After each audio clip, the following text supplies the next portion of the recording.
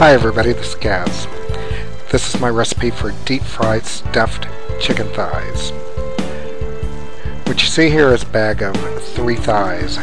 You can actually buy them already boned and skinned, but I didn't know how the recipe was going to come out. I've never tried it before. What you're seeing me do is the very first time on camera. So I bought 3, and except for my elbow, you can see me deboning. All I did was take and cut down the center of the thigh to the bone and then start scraping all around it. Now, right underneath is some cellophane, and it's just plastic wrap. I'm not using it to cut on to protect the cutting board. I'm using it because eventually, in a minute or so, I'm going to start pounding the heck out of the thigh. I just fold it over. I take a pounder, and on one side is flat, the other side is for tenderizing. I'm using the flat side. I'm not trying to bust through the cellophane at all.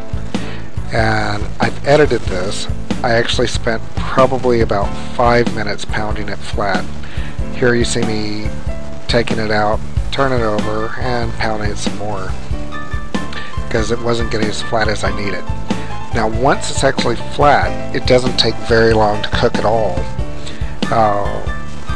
One of the things that I was concerned about was that because it was so thin, was the deep fryer actually going to burn the stuffing and make it not taste good?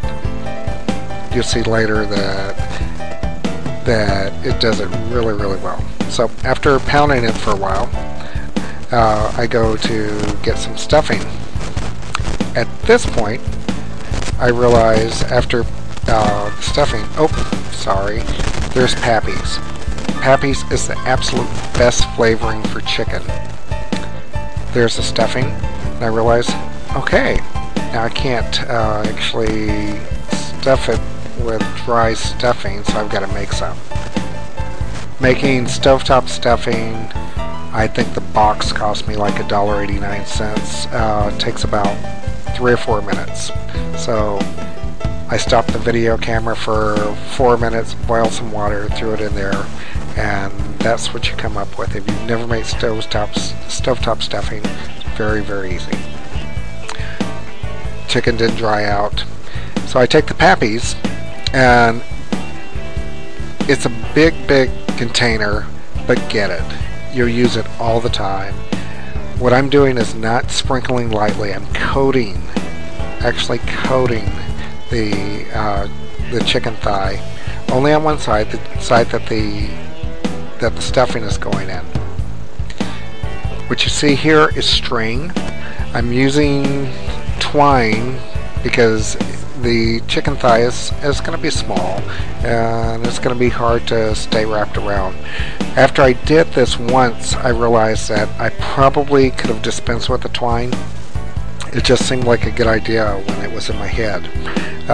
Rather than use the twine, you can actually take the cellophane, and once you've rolled up your chicken thigh, roll the cellophane tightly around it, and throw it in the freezer for about 20 minutes until it firms up. At any rate, at this point, I hadn't thought about that, and I'm using the twine.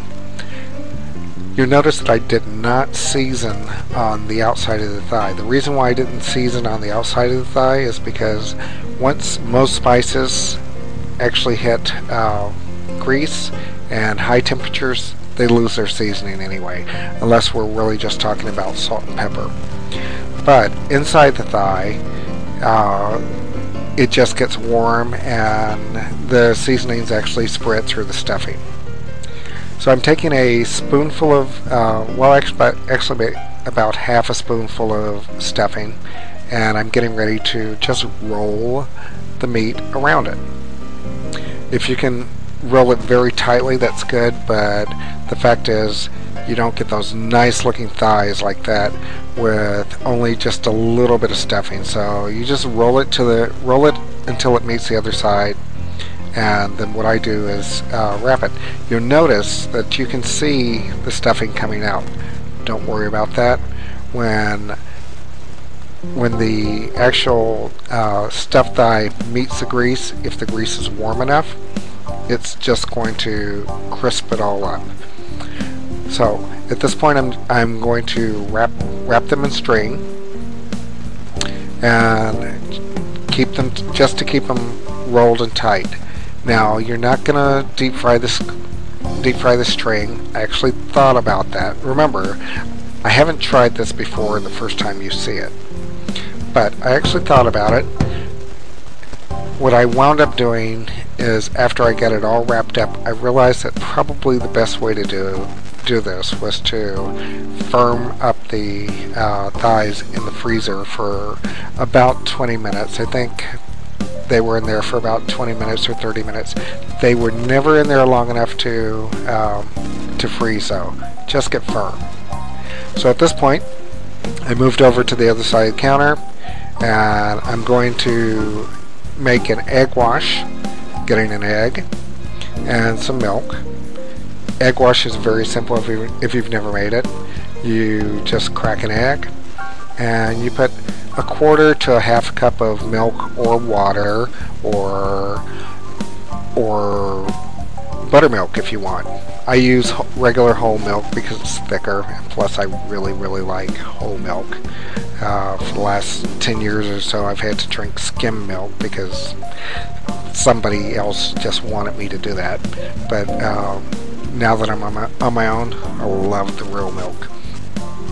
So I throw that in there, whisk it up a little bit, and you're not looking for peaks or anything. It's really just mixing up the egg with the milk.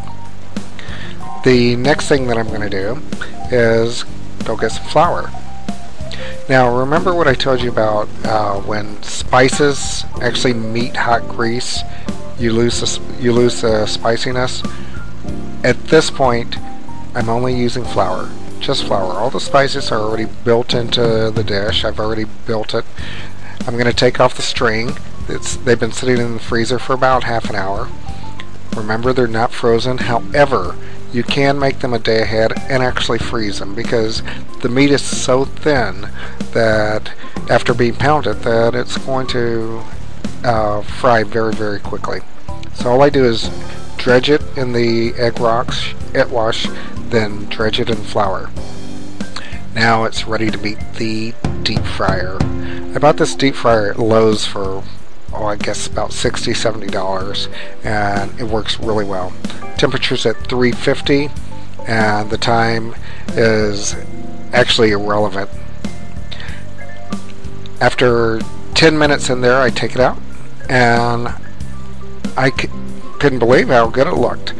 I checked on it a few times, and the outside wasn't crispy enough.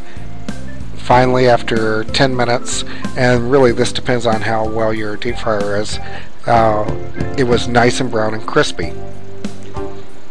When I tasted it, oh my god, the stuffing was just creamy and good and warm. The outside was crispy and crunchy, and the meat was really good. So that's the way I do it. Now you'll notice that underneath it's dark, and it's dark because those are spots where the stuffing actually hit the grease. But even that stuff is good. It's just really good. Now you can do the same thing with chicken breasts, and I think I'm going to make another video with chicken breasts. So this is a nice and easy meal. It actually has the potential to be very elegant but still soul. Good comfort food. The entire thing costs less than $6 to feed a family of 6. Thank you very much for watching.